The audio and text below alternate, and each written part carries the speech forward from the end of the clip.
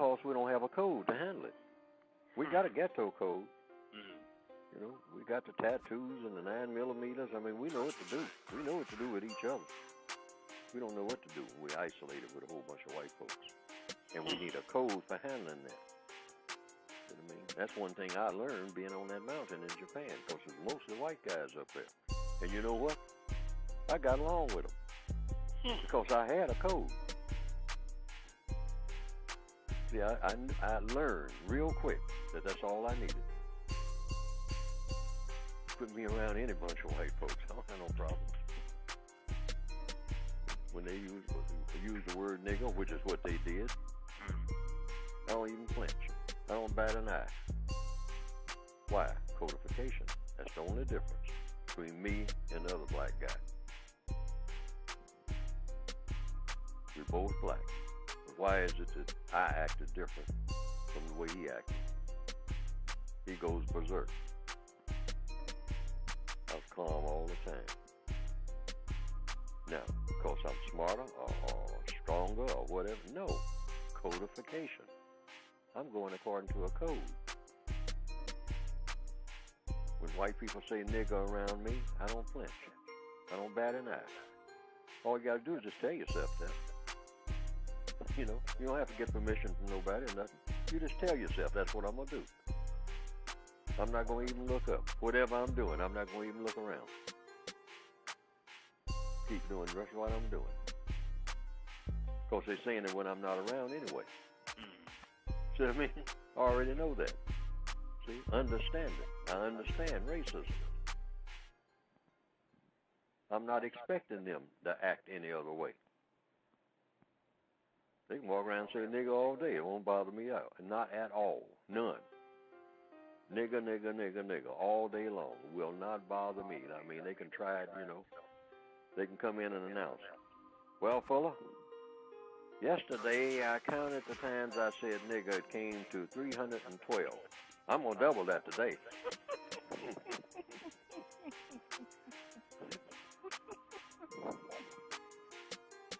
Help yourself. Triple it, you know.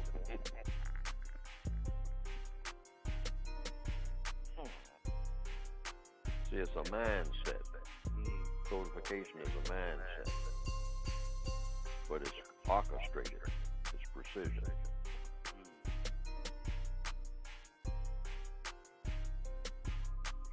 You start Breaking Bad, you're calling them whitey and all this old kind of stuff and all like that.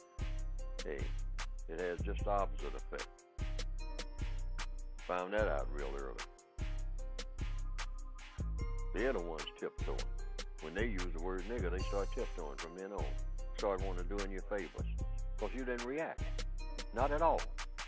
None.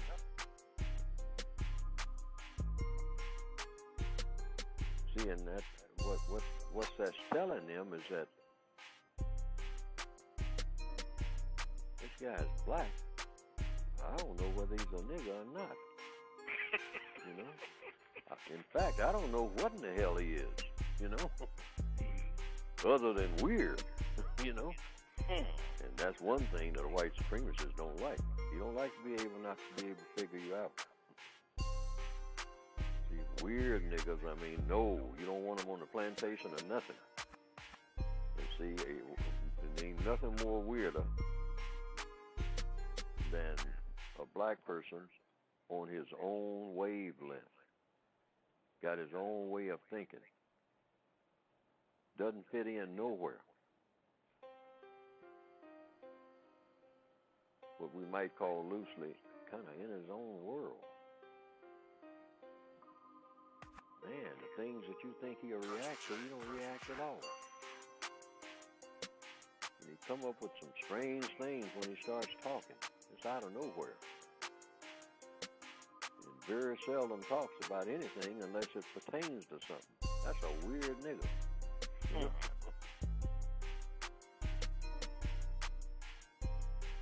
You can say anything around him.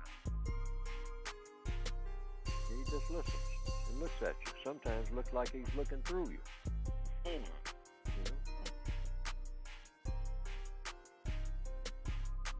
So back on the plantation days, they got rid of him.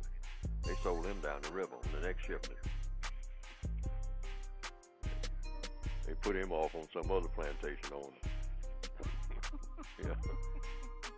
Said, well, why did you sell him? You know, I don't know. I just got a bad feeling about it. Said, well, what does he do? He does what the other niggas do. He does what he's told. But it's something strange about him, you know. He's not laughing. He ain't playing the tambourine, you know. He didn't get mad and cry, you know, when I talk to him like I did. He just looks at me like he's looking in another world.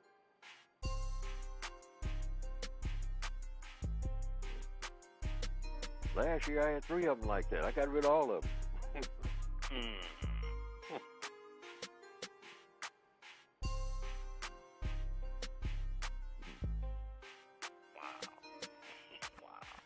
Oh, yeah. Now, the reason I say that, because when I started acting codified, and it wasn't an act, I was just following the code. You know, what's the best thing to do? What's the best thing not to do? You know, what's the worst thing I can do? You know, but usually I was always looking for the best thing to do and say, and I started doing it. I didn't even have a name for it then. I didn't call it a code. I just called it, you know, this is my way of doing things. Because I knew I had to do something. And then I noticed that white guys started being attracted to me. They wanted to talk to me. But see, I wouldn't talk to nobody about nothing unless it's about something of substance. See what I mean? And then I, you know, little by little, it started, you know, things started coming to me about how everything worked. I started settling down. I wasn't jumpy all the time, you know. I wasn't walking around feeling like somebody's going to say something to hurt my feelings. I mean, you know, I had the position of, man, give it your best shot. You know? I mean, when it comes to trying to hurt my feelings, spend 2 weeks trying to think of everything that you can possibly say to hurt my feelings, and then come and unload at once, you know. Give it all you got and see how I react, because I'm going to react the same way, whether you say one thing or 10,000.